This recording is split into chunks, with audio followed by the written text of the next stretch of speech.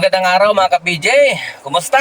Yan, so magbablog tayo ngayong araw dahil nga mayroong nag-request sa atin na isang subscriber. Siya ay si Sir Erwin C. Yan, shoutout tayo Sir Erwin. So yan nga, sasagutin natin yung iyong mga katanungan. Kung ano yung mga routine ko para ma-maintain ko yung araw-araw na kita ko dito sa Grab. So ganito lang yung ginagawa ko sa araw-araw Sir Erwin. Pag halimbawa, no, katulad ngayong araw, coding ko, no, Miyerkules, yan yung araw na ginagamit ko siya. Ipa-check yung aking sasakyan. Kumbaga, ipapatingnan ko kung ano yung mga nararamdaman kong problema ng sasakyan, di ba? Para mananatili siyang maayos, no? Tapos, dahil nga coding ko, natapos ko na ngayon lahat yung mga kailangan kong gawin sa sasakyan.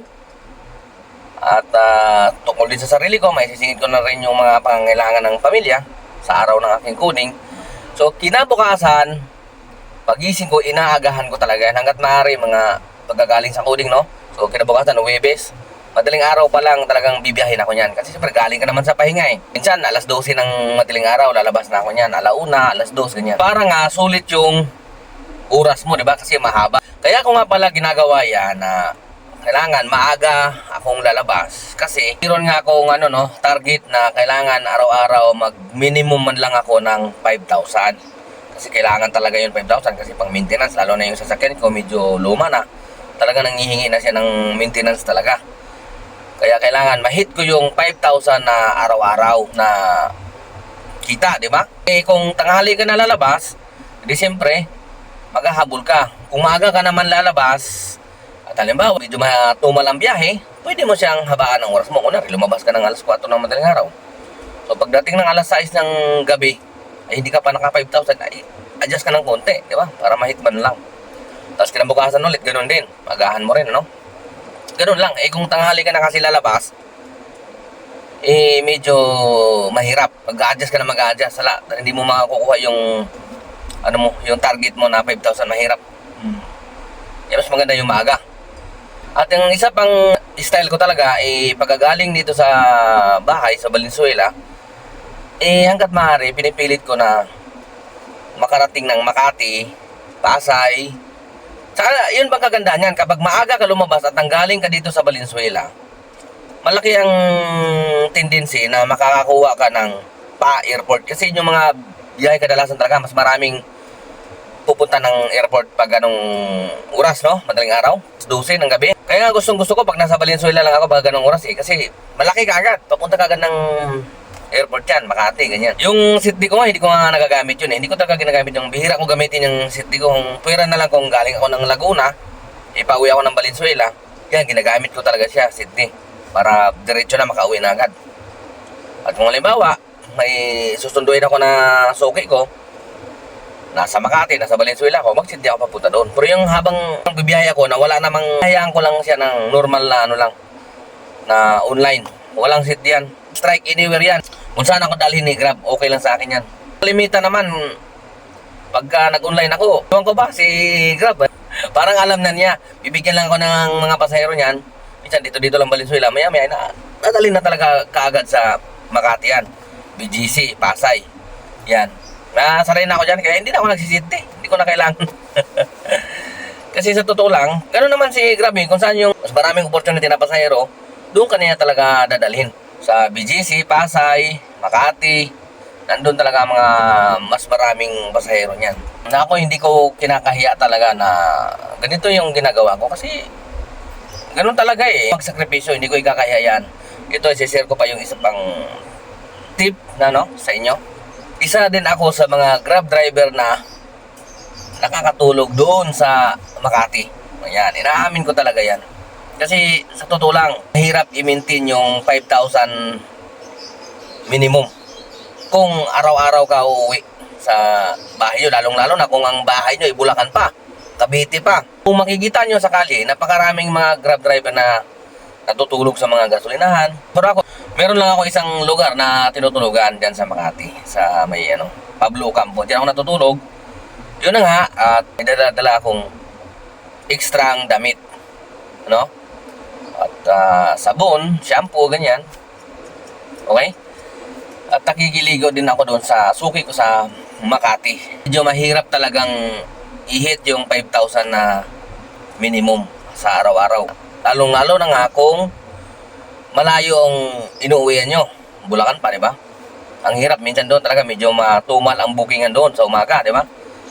Hindi katulad nung nasa Makati ka na, pag online mo palang automatic, pasok agad ang booking yan. Kasi ang daming booking yan sa party doon. Kahit umaga, napakaraming booking talaga. Dito sa amin, pag umaga, madaling araw, tsamba-tsamba din. Pero iba talaga pag nasa Pasay ka, Makati, BGC. Talagang pasok agad ang booking yan. Ay, hindi lang yan, ano? Pag nasa bahay kasi ako, dati, kinakaya ko naman nasa bahay pag ginusto ko talaga. Ang problema, wala meron tayong dugong mayroon tayong dugong katam eh. Minsan, katamaran. Alam niyo yun? Yung ang sarap ng tulog mo, di ba? Parang ang bigat sa katawan, ibangon.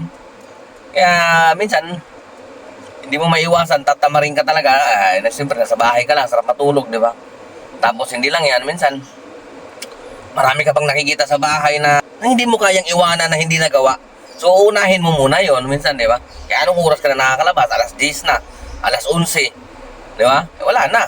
Gahabol ka na yan. Yun ang iniiwasan ko. Kaya, pinipilit ko na sa sasakyan na lang matulog. Basta importante, malinis ang laging sasakyan mo. Tsaka ikaw, maliligo ka. Meron akong suki doon sa Makati na kung saan, doon ako kumakain, doon ako nagsisiya sa kanila, doon din ako naliligo, di ba? Kasi kailangan din naman maligo tayo. Kaya naman sa pasahero kung amoy amoy tik-tik.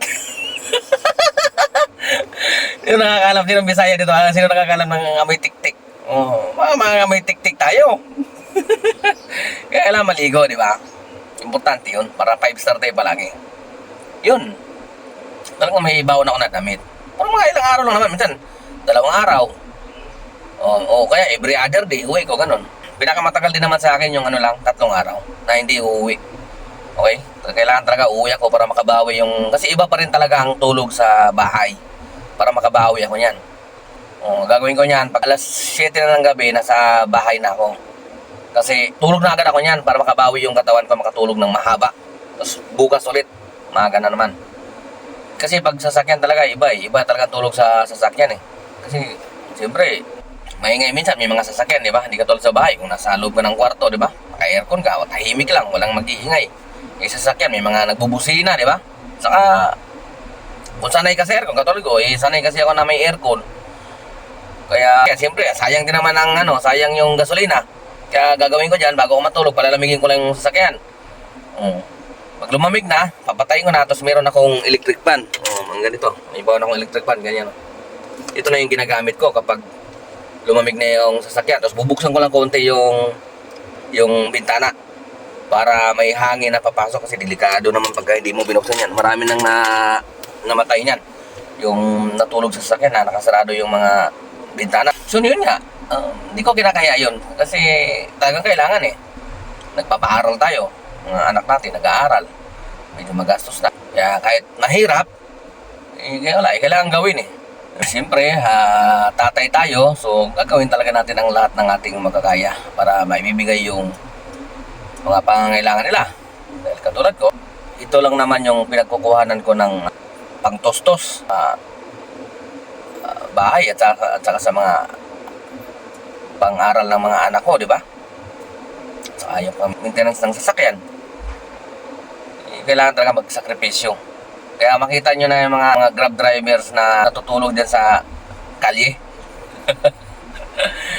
Member ako noon. Yung mga nagbabalak na pumasok dito sa grab, talagang akala nyo madali kumita. Pero talo ngayon, mababa yung pamasahe. Pag-isipan nyo rin. Kung willing kayo matulog sa kalye. Pero kung nang sasakyan nyo naman ay hindi na kayo naghuhulog sa sarili nyo na, siguro kahit earnings lang kayo ng 3,000, okay na yun. 3,500, di ba? 4,000.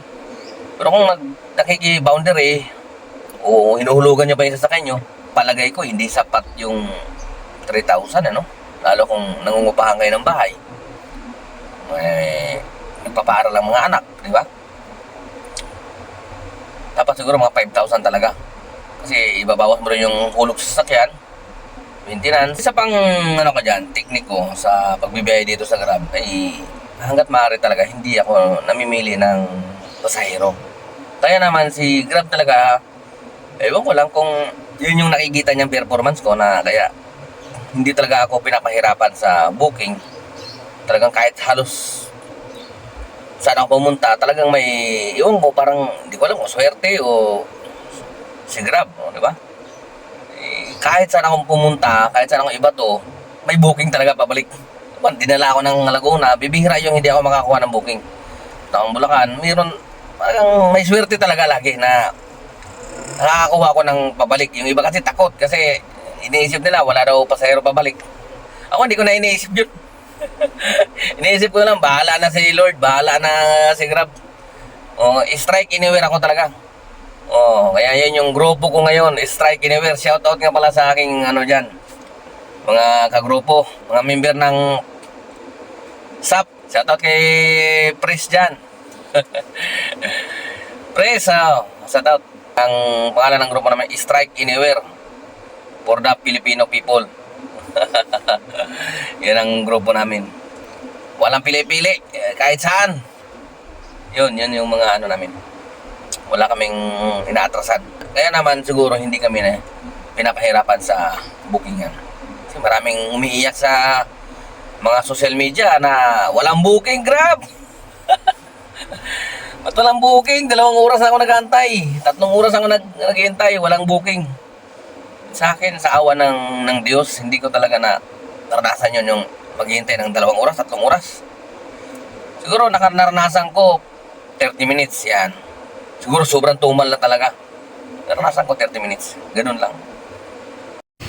Dapat meron kang baon-baon na mga headlight. Kasi kapag halimbawa napundi yung brake light mo dito, yan, mapapalitan mo kaagad yan. Halimbawa gabi nangyari na walang ka ng brake light, inuhuli yan sa skyway, sa expressway, bawal yun, walang headlight, walang brake light. Dapat meron kang baon-baon na mga ganito. Okay? Para hindi ka na mabala kaysa uuwi ka pa sa bahay nyo o pupunta ka pa doon sa mekaniko mo para ano, sige, madali lang naman ikabit, tatanggalin mo lang yung mga ganito. Yan. Madali lang tanggalin yan. Saka yung mga headlight na ito, yung madali lang naman ikabit yan. Dito lang yan, tanggalin mo lang, kakamayin mo lang yan. Patatanggal mo na yung mga yan. So kailangan may baon ka yan. Mga headlight na yan, mga signal light. Okay? Yung park light, dapat may baon ka yan pag nasa biyahe ka. Para kung anytime mapundi yan, kabitan mo na kagad, di ba? Hindi mo na kailangan umuwi kasi wala kang ilaw. Tapos ito pa, isa pa ito, pan belt. Yan, dapat meron ka nito pag naputulan ka ng ng pan belt, no? Madali naman ikabit yun. Yung pan belt na yan, dapat meron kang dala-dala niyan. Kung ano yung mga kailangan ng sasakyan, mga basic lang naman, dapat meron ka niyan. Tapos ito nga palang ginagamit ko na na langis. Fully synthetic yan. Ito yung ginagamit ko. 10,000 kilometers bago ako mag change oil. Yan. Bali 10,000 kilometers yan. Sinisit ko yan. Pag nakita ko 10,000 na, yun, palit na ulit ako. Mag change oil na ako. Yung gamit ko naman na para sa ETF ko, yun, Toyota ang binibili ko ng Toyota yung tatak. Kasi automatic transmission to Ayun automatic transmission yan. Kaya ang ginagamit ko dyan na ETF Toyota. Yun naman every 50,000 kilometers bago ako magpalit niyan sa ETF. So itong itong pan belt. Kita So itong pan belt na ito. Itong pan belt na yan. Makikita mo yan kapag palitin na siya, magbibitak-bitak na yan. Dapat palitan nyo na kagad bago pa bumigay. Kasi mas mahirap pag naputulan ka niyan, di ba? Nasa skyway ka. Kaya babantayan nyo yung pan belt. Pag nakita nyo may bitak-bitak na, huwag nyo nang hintayin na maputol yan. Kasi mas mahirap yun. Yan Walang bitak-bitak, di ba? Yung ano, yung isa kong fan belt, pakita ko sa inyo, may bitak-bitak 'yon. Pero tinawa ko na lang siyang pang-reserva. Ito. Yan, so ito yung pinagpalitan ko, ayun oh. Yun oh, may bitak-bitak na oh. Yan, kita nyo? Yan oh. Yan. Pagka ganyan na, palitan nyo na kaagad. Pero ito, ginagawa ko itong pang-reserva kung sakaling hindi natin inaasahan, di ba? Biglang naputol yan. So, magagamit pa rin naman natin ito pansamantala. Kumbaga, kung makauwi man lang sa bahay natin, di ba? O madala doon sa mekaniko. Kaya huwag nyo itapon yung pinagpalitan nyo. Para sakaling naputulan kayo, hindi natin masabi yan, di ba? Makakauwi pa kayo. Saka nyo papalitan na ulit ng bago. Okay? Tsaka dito sa battery ko naman, kabisado ko na to. Kasi yung binibili ko lang na battery, yung ultra lang. Presyo nito, ano lang 2.7. Okay na sa akin to. Pinakamatagal na sa akin to, 1 taon. Pero madalas mga 9 months. Paano na siya? Palit na agad. Hindi ko na naantayan na maano pa ako sa labas. Pero mas maganda dyan, meron kayong pang series. Bili kayo ng pang series. Meron naman sa Shopee, may pang series doon. Para kung sakaling nalubat yung baterya, i-series nila, makikiseries lang kayo. Meron na ngayong automatic na, hindi nyo na kailangan ng sasakyan eh. Nakalimutan ko yung tawag doon.